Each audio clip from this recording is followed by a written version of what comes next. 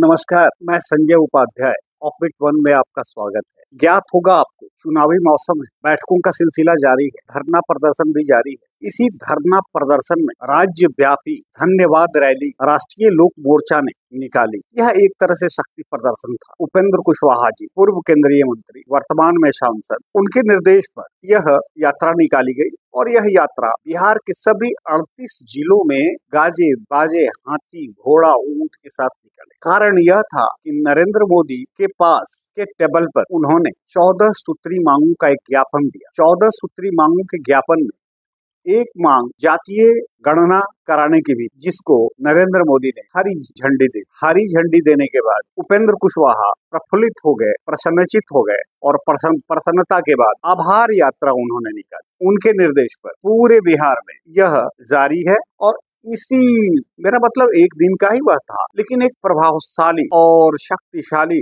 वो धरना माने यात्रा मानी जा रही। और उसके पीछे प्रेक्षक और उनके आलोचक यह भी कहते हैं कि इससे एक तरह से शक्ति का प्रदर्शन भी उनको करना था, ताकि आगामी चुनाव में, मेरा मतलब विधानसभा चुनाव में, वे अपना प्रतिनिधित्व या फिर सीट एनडीए में अधिक से अधिक ले सके। इस संबंध में रामपुकार सिन्हा ने कहा, पार्टी के मुख्य प्रवक्ता, राष्ट्रीय लोक मोर्चा के मुख्य प्रवक्ता, कि उपेंद्र कुशवाहा निर्विवाद कुशवाहा के ही नहीं, कुर्मी के ही नहीं, बल्कि सभी जातियों के एक सर्वमान्य नेता हैं। उनके पास कोई जातिगत भावना नहीं है और यही कारण है कि उनकी पार्टी में कुशवाहा ही सिर्फ नहीं है, बल्कि अन्य जाति के लोग भी हैं। लगभग सभी जाति के लोगों का उस पार्टी में बराबर महत्व है और कोई जातिगत द्वेष या भावना से प्रेरित होकर उपेंद्र कुशवाहा राजनीति नहीं कर, ऐसा रामपुकार सिन्हा का कहना। बहरहाल शक्ति प्रदर्शन तो उन्होंने किया ही, उसमें कुर्मियों की भी